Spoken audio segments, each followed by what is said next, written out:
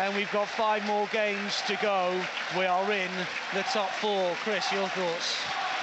I wasn't expecting it to be that anxious. I really wasn't. I thought after Deeney went off, we'd managed the game a bit better. I think Watford redoubled their efforts. Credit to them. They're out on their feet on the pitch in front of the stand.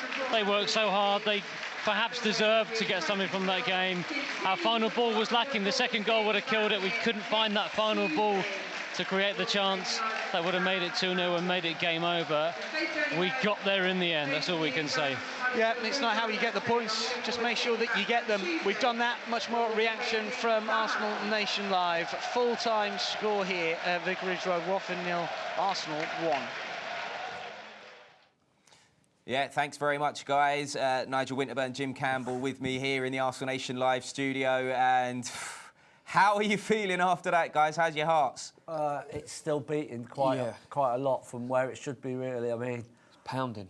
I have to give credit to Watford. They put us under so much pressure.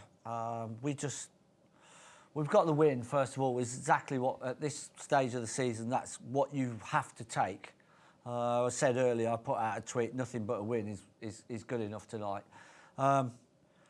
But we made it so difficult. This is what's showing us why our away form is not anywhere near our home form. We look nervy, we look edgy. We didn't move the ball against 10 men with any authority whatsoever. And at the end, we're hanging on. Yeah. Yeah.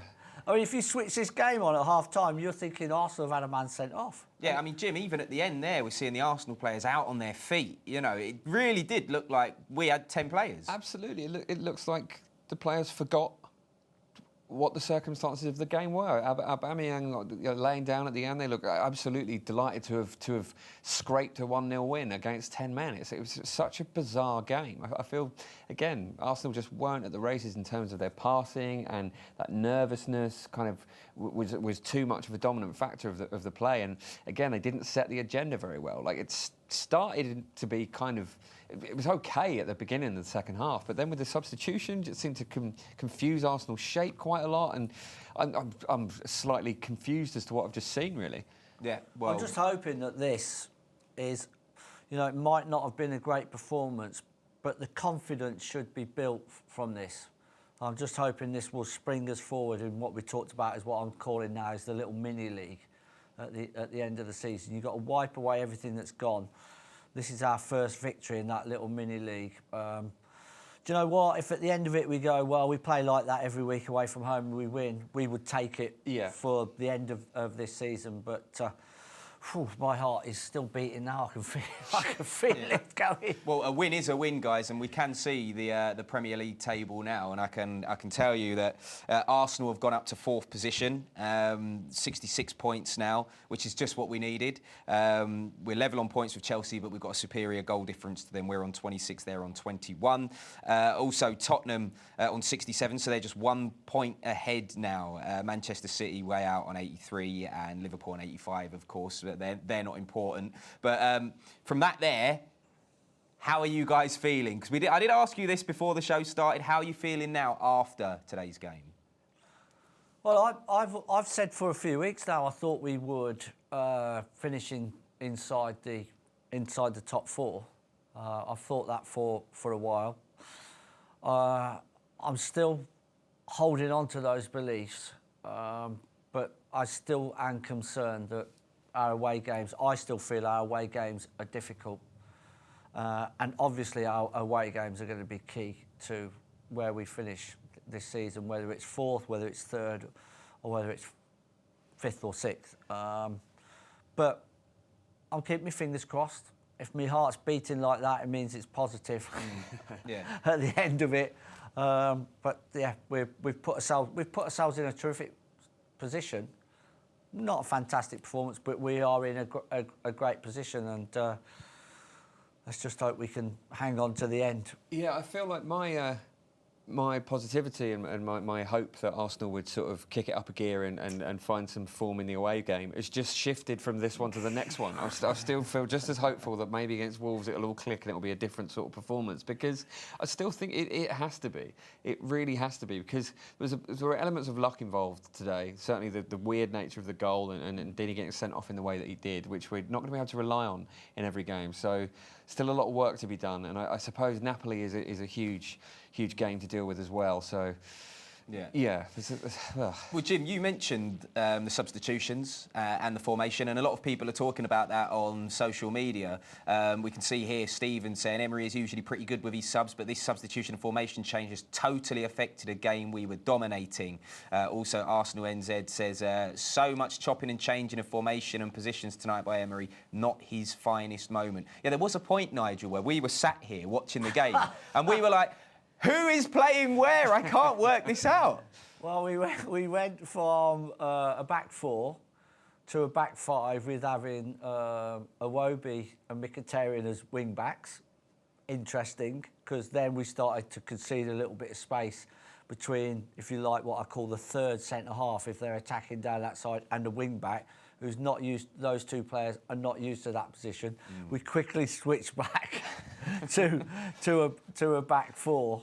But yeah, I mean, it's maybe Unai Emery saw something, wanted to switch, realised that wasn't going to work, and then we switched back to the back four. But I always say formations are what you make of them. It's players' ability to be able to adapt and move into those positions and play.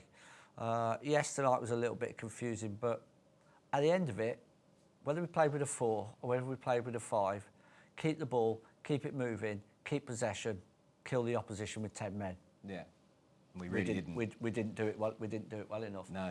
But we came away with 3 points, as I keep saying. Well, Jim, speaking of substitutions, Ainsley Maitland-Niles came on and saved the day, didn't he? We can see here, look, social media, Maitland-Niles, Lord of the Waves, Do-Rag King, Bird Whisperer, saves Arsenal time and time again. Yeah, he made an incredible block in there, which, you know, sometimes you feel like there's a moment where you're riding your luck in games and it's all going to collapse, and that felt like it was, but he was there and he read it so well to run around Bernd Leno and make the tackle in the way that he did, and to then go out for a goal kick as well is again that little slice of luck that Arsenal have throughout this game.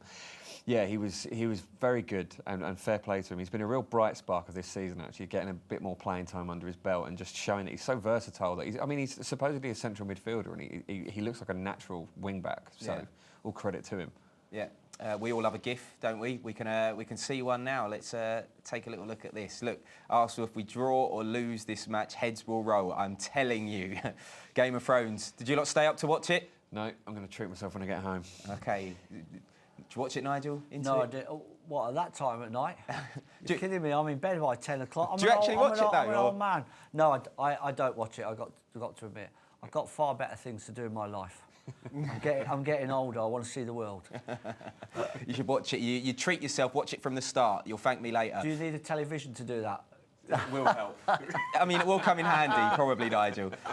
Jim, something you were talking about, actually, before the match was the kit. Lots of people talking about that on social media as well. We can see here Arsenal's washed out mint green number is closer to Watford's yellow than their red and white home kit. Why are Arsenal playing in green? They'd be so much clearer in red. And finishing up on this one, winning away from home in the mint kit means only one thing: Emery magic.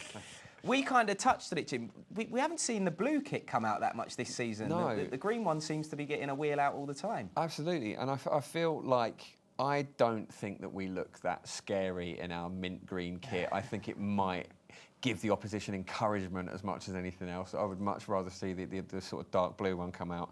But yeah, maybe it's a parting shot from Puma. I don't know, but I feel the mint green kit, let's not have any more of that. Not a fan? No. Favourite Arsenal kit, Nigel? Got to be the old yellow JVC 189, hasn't it? Classic. Memories are getting closer. Right, before we get out of here, we need to get a one-word sign-off from you both. This will be interesting. I'm intrigued to find out what word you're going to go with. Jim, I'll come to you first. Relieved. Relieved? Nervous.